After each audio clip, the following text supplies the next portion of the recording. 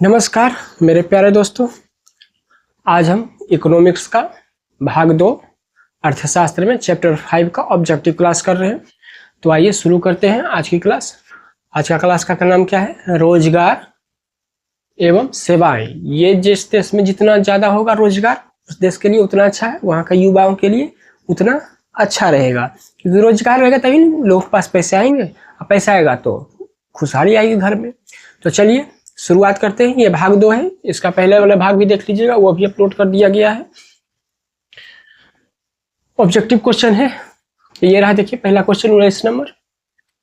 आर्थिक आधारभूत संरचना नहीं है, इसके बारे में कुछ जान लीजिए। आधारभूत के बारे में, आधारभूत किसको बोलते हैं? इंफ्रास्ट्रक्चर को, जैसे सड़क रेल हो गया, ये सब आर्थिक आधारभूत है। और एक होता है सामाजिक आधारभूत। सामाजिक आधारभूत में क्या होता है? शिक्षा, अस्पताल, ये सब सामाजिक आधारभूत है, जिससे क्या होता है? समाज की भलाई होता है। और इसमें आर्थिक वाला में क्या होता है? ये सभी को भलाई करता है, उससे भी सभी का भलाई, तो मतलब समाज का सभी मिलकर क्या करते हैं? एक इंटीग्रेटेड फॉर्म में आ जाते हैं। सभी क्या करते हैं? लोगों की सहायता। जैसे अस्पताल है तो लोगों की सहायता करता है, जैसे सड़क है, बिजली है, इंफ्रास्ट्रक्चर में है ना, ये सब क्या सब मिलकर आदमी का ही ना सेवा करता है। इसमें से बोल रहा है नहीं है कौन वाला चीज? आर्थिक आधारभूत संरचना, इंफ्रास्ट्रक्चर का बात बोल रहा है, इसमें से नहीं है। ऊर्जा है, संचार भी इंफ्रास्ट्रक्चर में आता है, शिक्षा आता है सामाजिक आर्थिक आधारभूत में। तो सही आंसर क्या हो जाएगा इसका दोस्तों? ए, वित्त, फाइनेंस जो है क्या है? आर्थिक आधारभूत संरचना में ये नहीं आता है। आर्थिक आधारभूत संरचना में वित्त नहीं आता है, ये याद रखिएगा। ये सब आता है। वित्त आर्थिक आधारभूत संरचना का हिस्सा नहीं है, जबकि ऊर्जा, संचार, शिक्षा, ये सब क्या सामाजिक आधारभूत का एक महत्वपूर्ण हिस्सा माना जाता है, लेकिन यह आर्थिक विकास में महत्वपूर्ण भूमिका निभाती है, आधारभूत संरचना के महत्वपूर्ण घटक है। तो ये सब क्या है? ऊर्जा, संचार, शिक्षा किसके हैं? सामाजिक आधारभूत है। और आर्थिक में क्या जाएगा? सड़क, बिजली, रेलवे लाइन, ये सब आ जाएगा। तो समझ गए होंगे। अब आगे चलते हैं। बिहार संपन्न है। बिहार किस चीज में यहां पर संपन्न है? बिहार है तो उद्योग में तो नहीं संपन्न है, उद्योग में दूसरा गुजरात, ये सब राज्य आगे निकले हुए हैं। पशुपालन, खनिज, खनिज बिहार में नहीं उतना मात्रा में था, पहले झारखंड चला गया। कृषि, हाँ इसका सही आंसर क्या हो जाएगा? कृषि। ये कहाँ चला गया? कृषि में है। सही आंसर क्या हो जाएगा दोस्तों इसका? कृषि। खेती बाड़ी में बिहार क्या है? अव्वल पर है। यहाँ देखते होंगे सब्जी, लीची फेमस है कि नहीं यहाँ का, है ना। फिर मखाना, ये सब होता है कृषि में। बिहार में का लीची सबसे फेमस है मुजफ्फरपुर का, है ना। और खेती में देखिए यहाँ पर हर चीज, गेहूं, चावल, धान, ये सब होता है कि नहीं। धान चावल देखिए, और दलहन होता है ना, तेलहन भी कुछ हो जाता है, सरसों सब यहाँ पर खेती हो जाती है। तो बिहार क्या है? खेती में, कृषि में संपन्न है। किसी पर निर्भर खाद्य में बिहार नहीं है, क्योंकि यहाँ की मिट्टी बहुत उपजाऊ है, क्योंकि गंगा मैदानी क्षेत्र में है ना। हम लोग का गंगा का नदी देखते हैं कितना है क्षेत्र, उपजाऊ मिट्टी वाला मैदानी क्षेत्र है, मगर सही से इसका इस्तेमाल नहीं होता है। वही चीज जो बता, बिहार की अर्थव्यवस्था किस पर निर्भर है? कृषि, खेती पर है। और राज्य की ज्यादातर आबादी भी यहाँ ना सही से रोजगार नहीं होने के कारण देखते हैं अधिकतर लोग तो पलायन कर जाते हैं, मतलब दूसरे राज्य या दूसरे देश तक चले गए हैं कमाने के लिए, क्योंकि यहाँ पर वैसा व्यवस्था ही नहीं है। उसके बाद क्या है? यह राज्य किसके? गंगा नदी की मैदानी उपजाऊ में स्थित है, जो इसके क्या धान, तिलहन, पानी मिल जाने के कारण उपजाऊ मिट्टी है। फिर आगे देखिए लीची, मखाना, ये सब सब्जियों का उत्पादन में भी क्या है? बिहार अग्रणी है। तो कृषि एक तरह से प्रधान बोल सकते हैं राज्य बिहार। 21 नंबर क्वेश्चन देखिए, मानव पूंजी निर्माण के प्रमुख घटक नहीं है इसमें से, कौन है इसमें से बताइए। मानव पूंजी निर्माण के प्रमुख घटक नहीं है, इनमें से कौन है बताइए। भोजन, वस्त्र, शिक्षा या डी इनमें से कोई नहीं। 21 नंबर बताइए, साइड हट जाते हैं। तो डी इनमें से कोई नहीं। पूंजी निर्माण के प्रमुख घटक में कौन आ जाएगा आंसर इसका, डी। 21 नंबर का कौन आ जाएगा, डी आ जाएगा, इनमें से कोई नहीं। 21 नंबर ने पूछा घटक से दिए विकल्प से कोई भी नहीं है, दिए गए विकल्प में से कोई नहीं है, क्योंकि देखिए जिसे पूरी तरह से घटक नहीं कहा जा सकता, क्योंकि भोजन, वस्त्र और शिक्षा तीनों क्या प्रत्यक्ष या परोक्ष रूप से मानव के लिए आवश्यक पूंजी हैं। तीन चीज क्या है, भोजन, कपड़ा और शिक्षा, तीनों ही प्रत्यक्ष या अप्रत्यक्ष रूप से आवश्यक है, लोगों के लिए जरूरी है। तो इसका आंसर क्या हो जाएगा, डी। इसमें से तीनों जरूरी है, तो नहीं वाला कौन, इसमें से कोई नहीं। आगे देखिए 22 नंबर, आर्थिक विकास का दूसरा क्षेत्र, बहुत बार बताया हुआ है। आर्थिक विकास के दूसरा क्षेत्र कौन आएगा इसमें से, प्राथमिक आता है कृषि में, आता है ना, तृतीय आता है सेवा क्षेत्र, तृतीय आता है सेवा क्षेत्र। तो इतना आसान कर दिए, तो बताइए दूसरा कौन आएगा। पहला नहीं होगा इसमें, ये भी नहीं होगा, ये भी नहीं होगा, तो कौन सा आंसर जाएगा, बी। बी नंबर 22 का आंसर क्या हो जाएगा, बी नंबर। ये उद्योग, इसके बारे में भी कुछ बता देते हैं। तीन क्षेत्र होते हैं आर्थिक के, कौन कौन, प्राथमिक, प्राथमिक में क्या आते हैं, खेती बाड़ी, कृषि, खनन, पशुपालन, ये सब आते हैं, मत्स्य पालन, ये सब किस में आते हैं, प्राथमिक में। द्वितीयक में आते हैं उद्योग, फैक्ट्री हो गया ना, वो सब आते हैं द्वितीयक में। और तृतीयक में आते हैं सेवा, नौकरी वाला रिलेटेड जितना भी काम हो जाएगा ना, जितना भी तरह का नौकरी है, सब तृतीयक सेवा क्षेत्र में आते हैं। तो दूसरा पूछेगा तो हमेशा याद रखिएगा कौन होता है, इसको मिटा देते हैं। उद्योग, कौन सा क्षेत्र आता है, उद्योग, देख रहे हैं ना, बी नंबर आंसर होगा इसका। उद्योग आता है द्वितीय क्षेत्र में, प्राथमिक में कृषि और सेवा तृतीयक में आएगा, ये ध्यान रखिएगा। वही चीज है, तीन प्रमुख क्षेत्र हैं, प्राथमिक देखें कृषि, खेती, वानिकी, मत्स्य पालन, खनन, ये सब। द्वितीयक में क्या जाएगा, उद्योग क्षेत्र, कच्चे माल से निर्माण करना, विनिर्माण करना, मतलब प्रोडक्शन वाला चीज आ जाएगा द्वितीयक में, उद्योग धंधे से रिलेटेड। तीसरा में देखते हैं सेवा, नौकरी वाला काम, तीसरा में कौन आ जाएगा, नौकरी वाला काम। जैसे परिवहन, ट्रांसपोर्ट में लोग काम करते हैं, ट्रक चलाते हैं, बस चलाते हैं, गाड़ी चलाते हैं, बहुत सारे होते हैं। बैंकिंग में देखते हैं कि काम करते हैं। शिक्षा में काम ही होता है वहां पर सेवा देना, स्वास्थ्य में भी सेवा ही देना। तो सर्विस सेक्टर तृतीयक में आ जाएगा। हट जाते हैं साइड, ताकि आप आसानी से इसको देख लीजिए पूरा का। 23 नंबर देखिए, आर्थिक विकास का तीसरा क्षेत्र, अभी जस्ट बताए हैं। प्राथमिक में है कृषि, द्वितीयक में है उद्योग, तृतीयक में क्या जाएगा, सेवा क्षेत्र। काहे वाली बात है, एकदम बहुत आसान क्वेश्चन है ये। सेवा क्षेत्र, तृतीयक में क्या जाएगा, सेवा, सर्विस सेक्टर। टर्शियरी में तीसरा देख रहे हैं ना, तीसरा में क्या जाएगा, सेवा क्षेत्र, द्वितीयक में उद्योग धंधे, प्राथमिक में कृषि, खेती से रिलेटेड। इसमें से बोल रहा है कौन, बीमारू राज्य नहीं है। एक प्रचलन कहावत था कि भारत में कुछ राज्य से क्या थे, पिछड़े हुए, गरीब राज्य इसको बोल सकते हैं, वो थे। तो इसमें से बताना है कौन है वो राज्य जो पिछड़ा नहीं है। इसमें से बिहार पिछड़ा है, उड़ीसा भी एक समय पिछड़ा था, अब पिछड़ा नहीं रहा, मध्य प्रदेश। तो कर्नाटक सही आंसर क्या हो जाएगा इसका, बीमारू राज्य कौन इनमें से नहीं है, कर्नाटक। आंसर क्या हो जाएगा, सी, कर्नाटक बीमारू राज्य में नहीं है। बीमारू राज्य चार राज्यों का नाम पहले अक्षरों में मिलकर बना संक्षिप्त एक्रोनिम से है, जिसका उपयोग 1980 के दशक में इन गरीब राज्यों के लिए होता था। ये क्या होता था, जो 1900 के दशक में क्या थे, गरीब राज्य थे, उसमें उड़ीसा बाहर हो गया।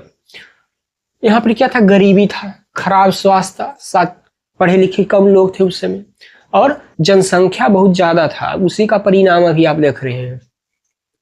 जैसी आर्थिक सामाजिक चुनौतियों को दर्शाने के लिए किया गया था बीमारू राज इसका नाम। ये जो 4 राज्य थे उस समय, इसमें और भी बाद में फिर सब राज्य जुड़ गए जो गरीब कमजोर होते चले गए। बीमारू में देखिए यहाँ पर बी से बिहार होता है, एम से मध्य प्रदेश, ए से आंध्र प्रदेश। बाकी क्या हुआ, आंध्र प्रदेश विभाजित हो गया, असम ए से असम के रूप में भी समझा जा सकता है, लेकिन मुख्य रूप से मध्य प्रदेश के साथ जुड़ता है। आर राजस्थान, यू से उत्तर प्रदेश, ओ से उड़ीसा। अक्सर इन्हें पिछड़े राज्यों के समूह में गिना जाता था। पहले की बात कर रहा है, बीमारू राज्य में पहले ही बोला जाता था, क्या बोला जाता था, ये सब राज्य थे, बी से बिहार, एम से मध्य प्रदेश, ए से असम, आंध्र प्रदेश। ये भी पहले गरीब थे, मगर अब ये विकसित हो गए, बाहर निकल गए गरीबी राज्य से, शिक्षा व्यवस्था हर चीज सुधार कर लिए। आर से राजस्थान, यू से उत्तर प्रदेश, ये सब गरीब में आते थे, मगर अब धीरे धीरे देखते हैं सब विकास कर रहा है। बिहार भी विकास कर रहा है, ये भी अब बीमारू राज्य से बाहर हो जाएगा। तो इसमें से कर्नाटक जो है, आंसर सी देख रहे होंगे, आंसर आपका क्या हो जाएगा, सी हो जाएगा, सी। मनरेगा शुरू हुई थी कौन से राज्य में शुरू किया गया था? मनरेगा बहुत बार सुने भी होंगे, आपके गांव में भी ये काम होता होगा, कभी पोखर बनाना सरकारी, कभी सड़क बनाने के लिए जो मट्टी भराता है, तो यहाँ पर लोग काम करते हैं मनरेगा के द्वारा। तो बताइए मनरेगा पहले कौन से शहर में शुरू हुई थी? आंध्र प्रदेश में, राजस्थान में, गुजरात में, कर्नाटक में। ए बी सी डी कौन होगा इसका आंसर? तो इसका आंसर क्या हो जाएगा, आंध्र प्रदेश में। कहाँ हुआ था शुरुआत? आंध्र प्रदेश में इसकी शुरुआत हुई थी। मनरेगा की शुरुआत कहाँ हुई थी? आंध्र प्रदेश में, आंध्र प्रदेश में। ए नंबर इसका आंसर हो जाएगा, ये ना, ए। महात्मा गांधी राष्ट्रीय ग्रामीण रोजगार, इसको मनरेगा का फुल फॉर्म क्या है? एम से महात्मा गांधी, एन से जाएगा नेशनल रोजगार एम्प्लॉयमेंट गारंटी अधिनियम। कब पारित हुआ था? 2 फरवरी 2006 को। मनरेगा का पहले इसका नाम नरेगा था, इसका नाम बदल के क्या कर दिया, मनरेगा कर दिया गया। इसकी शुरुआत कब हुई थी? 2 फरवरी 2006 को इसकी शुरुआत हुई थी। ये पहले आंध्र प्रदेश से शुरू हुआ था। ये वाला जो मनरेगा नरेगा पहले शुरू हुआ था 2006 में। कौन राज्य में इसका प्रयोग किया गया, ट्रायल किया गया था? आंध्र प्रदेश में। उसके बाद देखा सरकार ये यहाँ पर इस सफल इसका प्रोग्राम है, तो और भी राज्यों में इसको। पहले कोई चीज क्या होता है, टेस्टिंग होता है। कोई भी चीज बनाता है तो आप क्या करते हैं, टेस्ट करते हैं। नहीं तो भाई जो मनरेगा नरेगा बना उस समय, नरेगा पहले बना, उसमें मनरेगा बना, महात्मा गांधी का नाम जोड़ दिया गया, बस और कुछ नहीं हुआ इसमें। तो पहले आंध्र प्रदेश में इसकी शुरुआत हुई, टेस्टिंग हुई, एक तरह से बोल सकते हैं। कौन से जिला पूछ सकता है तो बंदलापल्ली गांव से हुई थी, ये बंदलापल्ली। प्रारंभ में इस चरण में 200 सबसे पिछड़े जिलों लागू किया गया था। इसमें जब इसको शुरू किया गया रोजगार की दृष्टि से शुरू किया गया था, क्योंकि गांव में लोगों के पास साल भर रोजगार होते नहीं, सीजनल होता ना फसल, तो लोग बैठे रहते, तो उनके लिए रोजगार लाया गया ये। तो 200 जो सबसे गरीब जिला था ना, उसको पहले चुना गया, वहां पर ये मनरेगा नरेगा को लागू किया गया।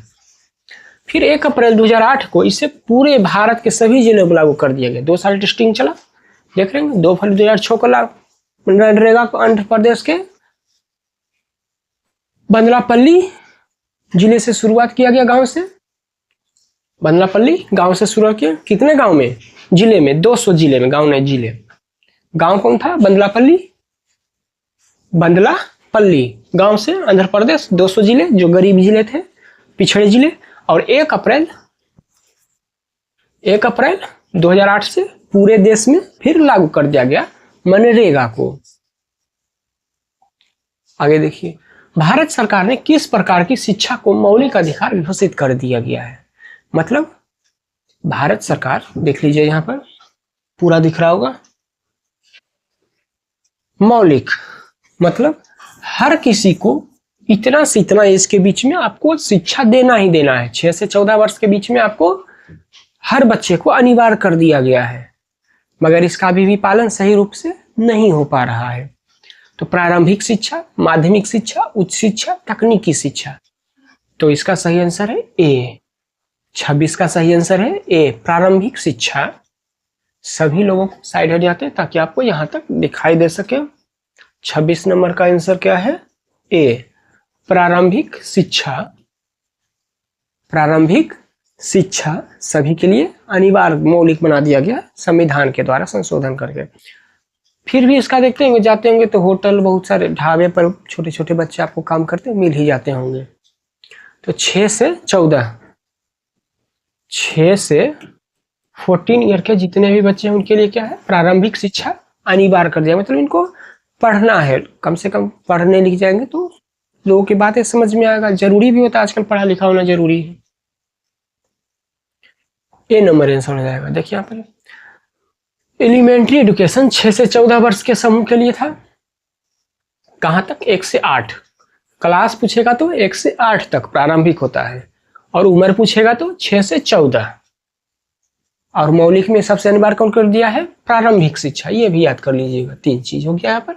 ये कौन से संशोधन में हुआ था? अभी बोले थे 46 में, 86 होता है ना, 86 में बोल सकते हैं इसको, 86, 86 में, हाँ इसी तरह से उच्चारण कर सकते हैं, 86वां बोल सकते हैं इसे। 86 होता है ना, 86। संविधान संशोधन करके 2002 में क्या है? भारतीय संविधान 2002 में संविधान अनुच्छेद 21A जोड़ा गया है। यह 6 से 14 वर्ष की आयु के सभी बच्चों के लिए मुफ्त और अनिवार्य शिक्षा को एक मौलिक अधिकार बना, मतलब देना ही देना है।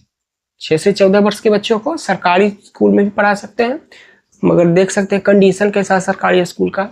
यह अधिनियम सरकार, मतलब सरकार बहुत सारा नियम बनाती है, मगर वो ग्राउंड लेवल पर वो पारित नहीं हो पाता है।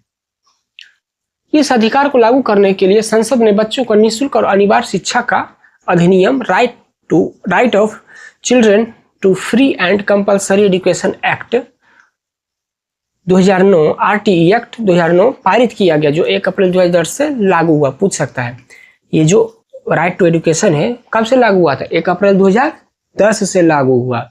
ये लाया कब गया था? 2009 में लाया गया था एक्ट। ये 6 से 14 साल के जो भी बच्चे हैं उनके लिए लाया गया था कि ये पढ़े अनिवार्य रूप से 1 से 8 तक के क्लास में। आगे चलिए 27 नंबर क्वेश्चन देखते हैं। विगत वर्षों के अंतर्गत बिहार में किस क्षेत्र का सर्वाधिक विकास हुआ है? कृषि, औद्योगिक क्षेत्र, सेवा क्षेत्र, इनमें से कोई नहीं। बताइए 27 नंबर का आंसर क्या होगा? 27 नंबर का क्या होगा आंसर? बताइए। सी हो जाएगा, सेवा क्षेत्र का सबसे ज्यादा विकास हो रहा है बिहार में। किसका हो रहा है बिहार में? किस क्षेत्र का? कृषि से। आप देख रहे हैं लोग नौकरी पेशा के लिए दूसरे राज्य जा रहे हैं। जा रहे हैं कि नहीं जा रहे हैं? काम के लिए। आप ही गांव में देखते होंगे, पहले हम ही जिस गांव में पहले रहते थे ना, वहां पर अब जाकर देखते हैं तो अब आधो आदमी गांव में नहीं बचा है। उसमें अधिकतर लोग दिल्ली, मुंबई, जहां जिनको रोजगार का अवसर मिला वो वहां निकल गए। पलायन एक तरह से बोल सकते हैं। पटना, बहुत जगह निकल गया आदमी, क्योंकि गांव में रहते जमीन तो बट के छोटा हो गया तो परिवार कैसे चलेगा? तब आदमी को बाहर जाना पड़ रहा है, क्योंकि बिहार में क्या है, रोजगार की वैसा व्यवस्था नहीं है, वैसे उद्योग धंधे नहीं है।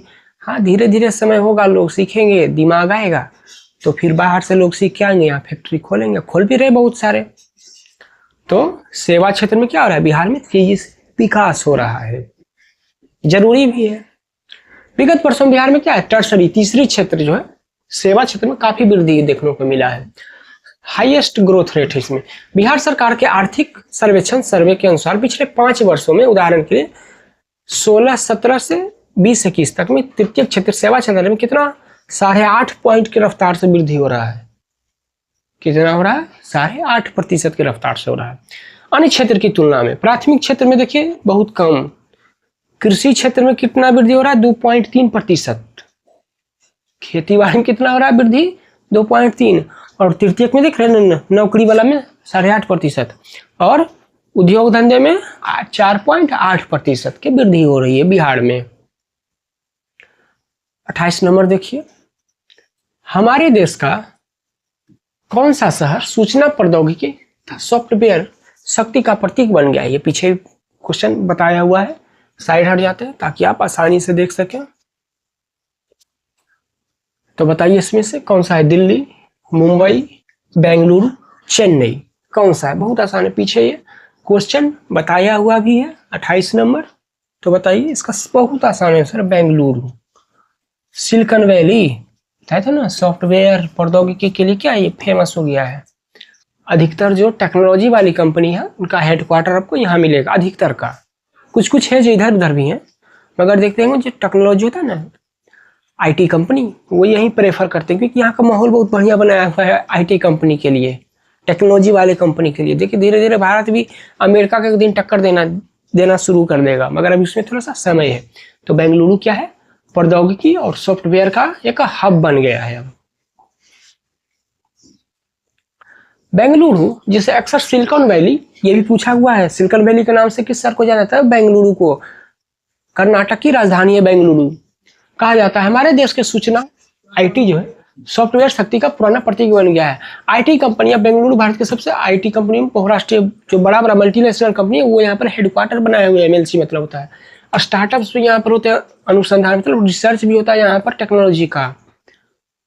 शिक्षा, मानव पूंजी, सर भारतीय विज्ञान, IISc और अन्य इंजीनियरिंग कॉलेज यहाँ पर बेंगलुरु में बढ़िया बढ़िया कॉलेज भी है टेक्नोलॉजी वाला, तभी तो लोग यहाँ से कर रहे हैं ना काम। उच्च कुशल तकनीक कार्यबल मतलब एक तरह से हाई लेवल का इंजीनियर यहाँ पर तैयार होते हैं, तभी ना वैसा ऐसा टेक्नोलॉजी बना रहे हैं और निरंतर काम करते जा रहे हैं, रिसर्च कर रहे हैं, तभी तो भारत वृद्धि हो रहा है। साउथ देखिएगा बहुत डेवलप हो गया। प्रौद्योगिकी परिस्थितियां तंत्र इकोसिस्टम, यहाँ एक मजबूत पूंजी उद्यम, और यहाँ क्या है, आप कुछ करना भी चाहिएगा तो आपको पूंजी टेक्नोलॉजी में आसानी से मिल जाएगा। यहाँ वैसा इकोसिस्टम तैयार कर दिया गया है, बिहार में भी ऐसा करना चाहिए। और क्या देखिए, स्टार्टअप, नया स्टार्टअप को बढ़ावा यहाँ मिल रहा है, बहुत सारा इनोवेशन भी हो रहा है यहाँ पर। इंक्यूबेशन परिस्थिति तंत्र मौजूद है, मतलब इंक्यूबेशन मतलब होता है वैसा माहौल कि आप कुछ कर सके वहां पर। टेक्नोलॉजी वाला कोई चीज खोलने जाइएगा तो आपको अगर पैसे नहीं है, आपके पास बढ़िया आइडिया है कि नहीं, जैसे हम कोई सा कंपनी बना सकते हैं, आपका स्टार्टअप कर सकते हैं जो भविष्य में चलकर बहुत बड़ा कंपनी बन सकता है, व्हाट्सएप जैसा, गूगल जैसा, तो यहाँ जाइएगा, बहुत बड़े इन्वेस्टर होते हैं, पूंजीपति यहाँ पर ही जाइएगा, उनसे बात कीजिएगा, तो आपकी कंपनी में शेयर लेंगे और उतने बदले क्या पैसा इन्वेस्ट करेंगे, आप बोलेंगे बनाओ कंपनी। तो ये सब यहाँ पर माहौल होता है, बिहार में भी ये सब होना चाहिए। भारत का पहला टेलीविजन केंद्र कहाँ स्थापित हुआ था? साइड हट जाते हैं, देख सकते हैं यहाँ पर, मुंबई, दिल्ली, कोलकाता, बहुत आसान आंसर है। पहला टेलीविजन केंद्र, पहला टेलीविजन केंद्र कहाँ स्थापित हुआ था या कहाँ पर शुरुआत किया गया था भारत में पहली बार? तो इसका आंसर है दिल्ली। कौन सा आंसर इसका है? दिल्ली। दिल्ली में पहली बार टेलीविजन केंद्र स्थापित किया गया था।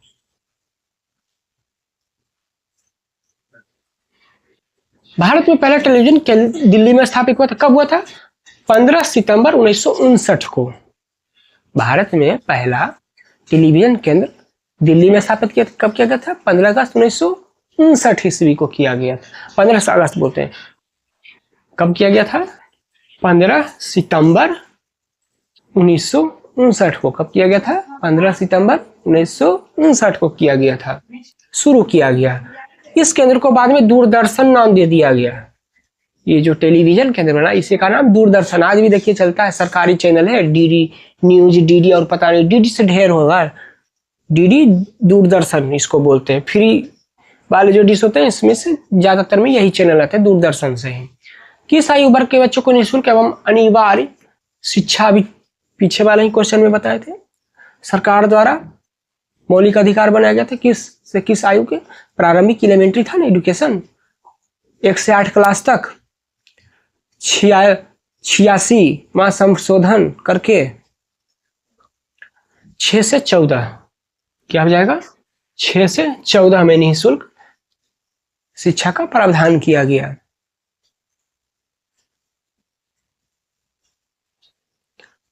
अनुच्छेद 21A में परिवर्तन करके 2009 के तहत राइट टू एजुकेशन 6 से 14 साल के बच्चों को अनिवार्य शिक्षा कहाँ से कहाँ तक, क्लास 1 से लेकर तक 8 तक क्लास में, CLA क्लास 1 से 8 क्लास तक अनिवार्य शिक्षा कर दिया गया था, प्राइमरी एजुकेशन।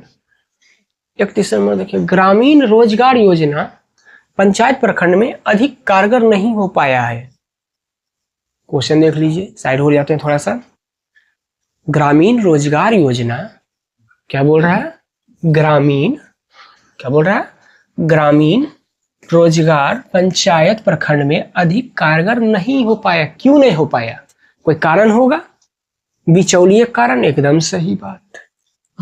सुविधा के अभाव के कारण, सरकार के कारण, इन सभी के कारण। तो इसका आंसर हो जाएगा डी, सभी के कारण। क्या हो जाएगा, बिचौलिया।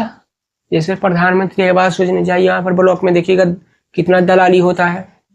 एक वो राशन कार्ड जाइएगा बनाने करा लगी तो पैसा मांग देता है, पता नहीं कैसा सब, जबकि वो सबको मंथली सैलरी मिल रहा है।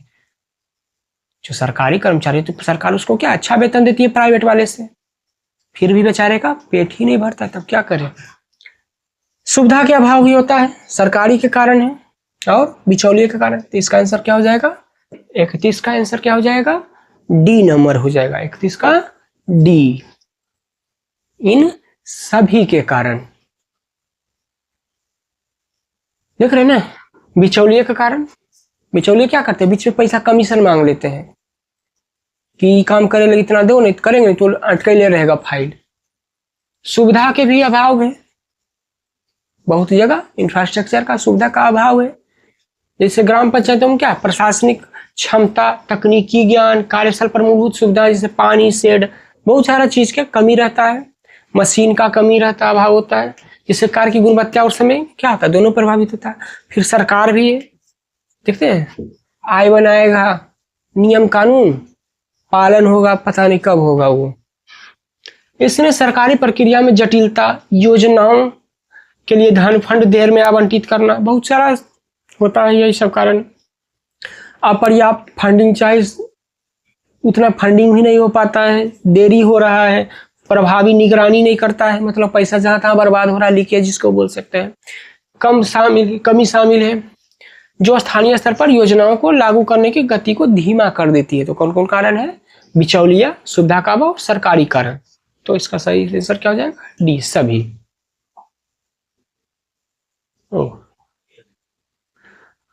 सरकार ने राष्ट्रीय पोषण सहयोग कार्यक्रम अथवा मध्याह्न भोजन आरंभ कब किया था, इसको बारे में बता देते हैं थोड़ा सा, सुन लीजिए। ये मध्याह्न भोजन, सरकारी स्कूल कभी गए होंगे तो वहां पर ही क्या होता है, यह आंगनवाड़ी में भी, वहां पर ही आंगनवाड़ी बोलते हैं इसको, वहां पर भी क्या होता है, लोगों को, बच्चों को जो पढ़ने आते हैं, गरीब बच्चे, सरकार इसके लिए क्या है, अच्छा खाना का व्यवस्था करवाती है। देखते होंगे यहाँ मेनू के हिसाब से हर दिन अलग अलग खाना दिया जाता है, ताकि लोगों को क्या, गरीब बच्चे को पोषण मिल सके और स्कूल भी आ सके। तो ये कब शुरुआत किया गया था, मिड डे मील इसको बोलते हैं। तो ये सब हुआ था 1990 में, जुलाई 91 में, अगस्त 1995 से, जून 2001 से। तो इसका सही आंसर क्या है, 1995 में। इसका सही आंसर क्या है, 1995, अगस्त 1995 में शुरुआत की गई थी। किसका, मिड डे मील का, सरकार के द्वारा। 15 अगस्त 1995 को। इसका प्राथमिक उद्देश्य क्या था, जो भी आते हैं ना बच्चे पढ़ने के लिए, उनको पोषण देना। गरीबी कारण 1995 में समझ सकते हैं कैसा हालत होगा। अभी थोड़ा डेवलप हुआ, टेक्नोलॉजी, हर चीज तो सुविधा मिल रही है, पहले तो ऐसा नहीं था। तो इसीलिए बच्चे स्कूल जाते ही नहीं थे, खास करके लड़की को तो और नहीं जाते, स्कूल मिलता था जाने के लिए। तो सरकार क्या योजना लाती थी, ताकि बच्चे को खाने, कुछ लोभ से आवे बच्चे स्कूल पढ़ने, शिक्षा तभी नहीं मिलेगा। पोषण में सुधार कर स्कूल में उपस्थिति बढ़ाना और कक्षाओं में बच्चों के बीच समाजीकरण को बढ़ावा देना था। 2021 में केंद्र सरकार ने योजना का नाम बदलकर प्रधानमंत्री शक्ति निर्माण योजना, मतलब PM पोषण कर दिया गया। इसे मिड डे मील को जो खाने मिलता है दोपहर में, उसी का नाम अब क्या हो गया, PM पोषण, याद रखिएगा। 33 नंबर, एक अर्थव्यवस्था को किस क्षेत्र को सेवा क्षेत्र कहा जाता है? तो बहुत आसान है, प्राथमिक कृषि, द्वितीयक उद्योग, तृतीयक सेवा क्षेत्र। तो तृतीयक क्षेत्र किस में आएगा? सेवा क्षेत्र। ये देख रहे हैं, तृतीयक नहीं, तृतीयक ये है, मिटा देते हैं, सी नंबर में किस में आ जाएगा? ये इसलिए नहीं इसका डिटेल बताया क्योंकि बार बार बता चुके हैं, ये बहुत बार क्वेश्चन लगता है, 50 बार अब तक 50 बता चुके हैं। प्राथमिक, द्वितीयक, तृतीयक क्षेत्र। तो सेवा किस में आता है? तृतीयक, सी में। उद्योग धंधे द्वितीयक में, प्राथमिक में कृषि, खनन, मत्स्य पालन, ये सब देख लीजिएगा अपना, बहुत बार बताया हुआ है। 34 नंबर देखिए, सेवा क्षेत्र के विकास के लिए किसका विकास अति आवश्यक, अधिक आवश्यक है? या अति आवश्यक बोल भी सकते हैं। प्राकृतिक संसाधनों का, भौतिक संसाधनों का, मानवीय संसाधनों का। मतलब सेवा क्षेत्र, ये याद रखिएगा, सेवा में कौन? नौकरी है, तो नौकरी क्या करेगा? आदमी करेगा। कौन करेगा? आदमी करेगा। तो उसी का ना विकास आपको करना पड़ेगा। तो कौन आ जाएगा? सी। ये दिमाग से करके दिमाग लगा के भी आप क्वेश्चन बना सकते हैं। सेवा क्षेत्र में विकास के लिए क्या चाहिए? आदमी को कुशल, अच्छा एडुकेशन, अच्छा शिक्षा, तभी ना विकास होगा। साइड हट जाता है ताकि आप पूरा क्वेश्चन एक बार देख लीजिए। तो इससे आंसर क्या आ जाएगा? सी। 34 का क्या हो जाएगा? सी। सेवा क्षेत्र में क्या आदमी ना रोजगार करेगा, तो आपको मानव संसाधन को क्या करेगा? बढ़ाना पड़ेगा ना, विकास करना पड़ेगा, तभी ना सेवा क्षेत्र का विकास होगा। बस सिंपल सा लॉजिक है यहाँ पर।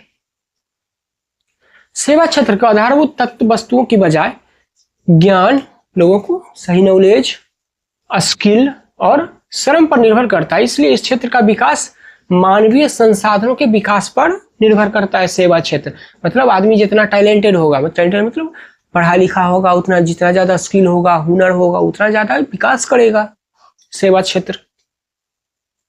35 नंबर देखिए, भारत के कार्यशील अथवा कार्यशील जनसंख्या के कितना प्रतिशत कृषि क्षेत्र में लगा हुआ है? पूरा देख लीजिए क्वेश्चन। भारत में कितने लोग अभी भी खेती पर निर्भर हैं, कृषि पर? 50 से 55%, 65 से 70%, 70 से 75%, 80 से 50, नहीं 50% से ज्यादा है थोड़ा सा। 50 से 55% के बीच लोग किसमें है? खेती में है। 50 से ए नंबर, ठीक है ना? 50 से 55% लोग अभी भी क्या है? खेती पर निर्भर है अपनी जीविका के लिए। देखिए 54.2011 का डाटा पुराना, अभी नया वाला डाटा अभी नया आया है। 2022 के अनुसार इतना हो गया है। मगर अब क्या देख रहे हैं ना, धीरे धीरे खेती पर से लोग अब कम रहे हैं। ये आपका क्वेश्चन था पुराने बुक के अनुसार। तो यहाँ पर कितना है? 50 से 55, 54.6%। तो 50 से 55 के बीच ही है ना। अगर अब क्या हो रहा है? धीरे धीरे कम रहा है खेती पर आदमी। और क्या हो रहा है? सर्विस सेक्टर मतलब नौकरी, जॉब के लिए इधर उधर ज्यादा प्रयास लोग कर रहे हैं। क्योंकि अब खेती से जीवन चलेगा ही नहीं, तो परिवार चलेगा ही, तो करना ही पड़ेगा ना इधर उधर। मगर देख रहे ये 2011 का डाटा है 50 से 55। 23 के अनुसार कितना हो गया? देखिए यहाँ पर 45.76, लगभग 46% बोल सकते हैं। हालांकि नवीनतम आंकड़ों के अनुसार यह प्रतिशत 50 से कम हो गया है, लेकिन आंसर में यही होगा आपका। पुराना डाटा के अनुसार है तो देख रहे हैं 54, 2001 के अनुसार, 2011 एक नहीं 2011 के अनुसार 54.6% है। तो लगभग 50 से 55 के बीच होगा। 50 से 55 के बीच है कृषि पर निर्भर। मगर अब धीरे धीरे कम हो रहा है, 50 से अब नीचे हो गया है, 46% के आसपास आ गया। सेवा क्षेत्र का निर्माण होता है परिवहन द्वारा, सेवाओं द्वारा, संचार सेवाओं द्वारा, वाणिज्य सेवाओं द्वारा, इनमें से सभी के द्वारा। सेवा मतलब नौकरी। नौकरी किस किस के द्वारा जनरेट की होता है? इसमें से परिवहन के द्वारा होता ही है। परिवहन में ट्रांसपोर्ट, यहाँ पर बहुत लोग काम करते हैं, ट्रांसपोर्ट में बहुत लोग को नौकरी मिला हुआ है। संचार सेवा, टेलीकम्युनिकेशन, ये भी बहुत सारे लोग को रोजगार देता है। वाणिज्य सेवा ये भी है, तो इसका आंसर क्या हो जाएगा डी।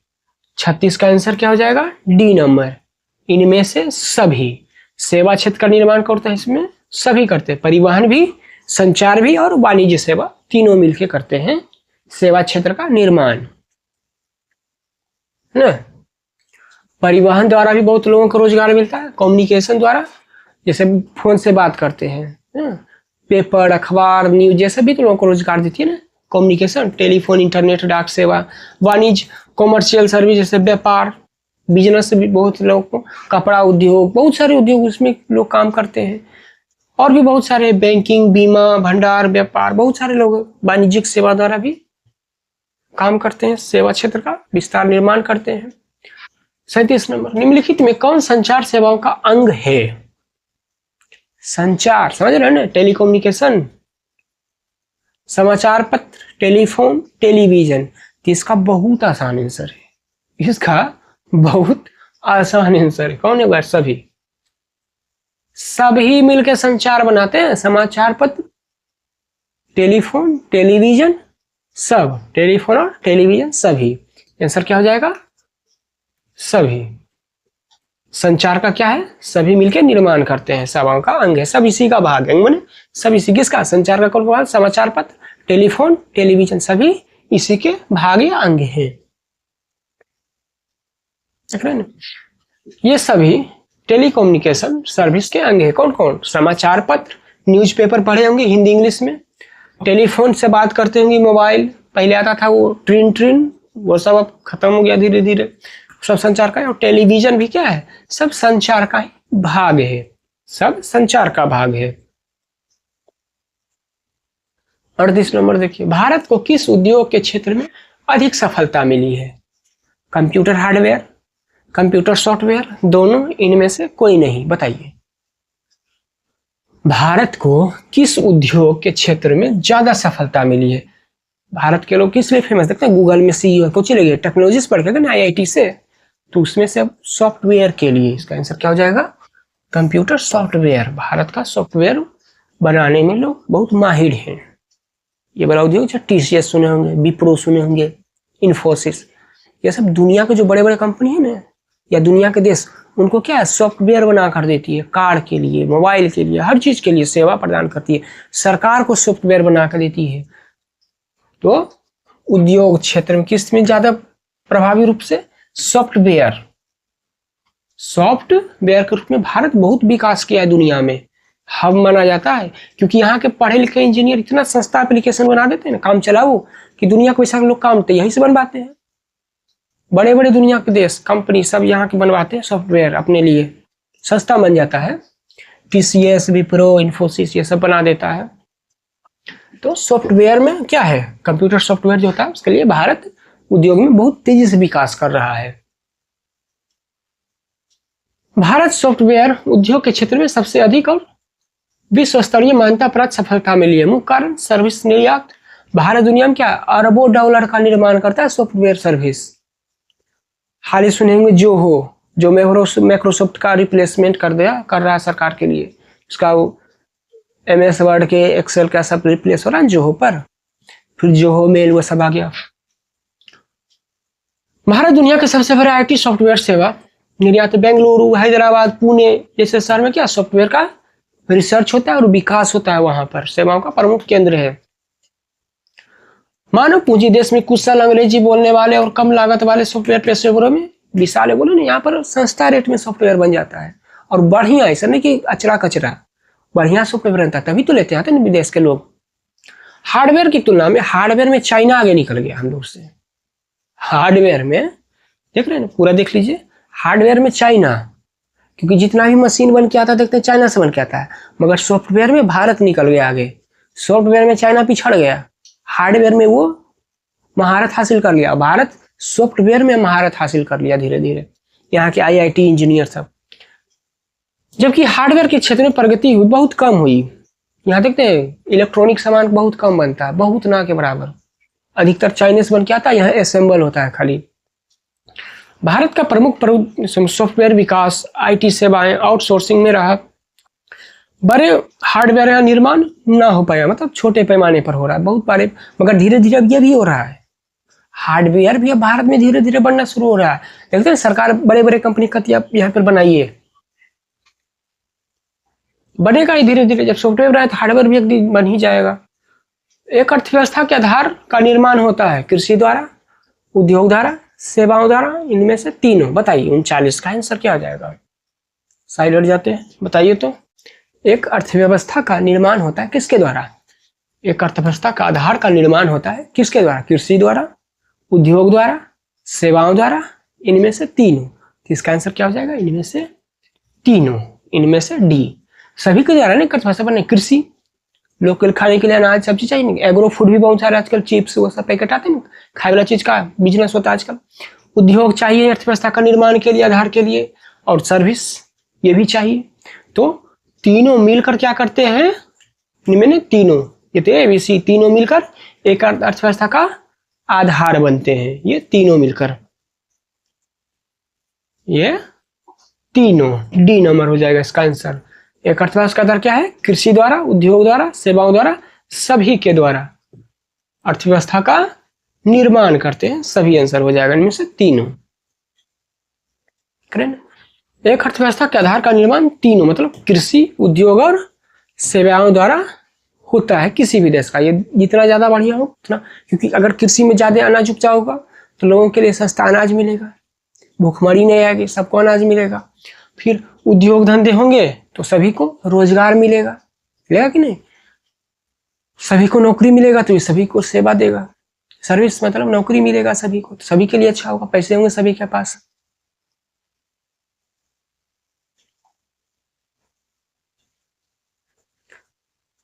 तो दोस्तों आज के लिए क्लास यहीं तक रहा, जल्द ही मिलेंगे। इसका एक और भाग है, इसके बाद 5वां चैप्टर आपका कंप्लीट होगा, फिर 6ठा पर चलेंगे, फिर 7वां, फिर वैसे करके फिर अगले बुक पर चलेंगे। अब ये किताब जब तक खत्म नहीं होगा तब तक उसको क्लियर करते किताब चलेंगे, और आपका ऑब्जेक्टिव भी क्लियर करते चलेंगे। आशा करते हैं आपको अच्छे से समझ में आ रहा होगा।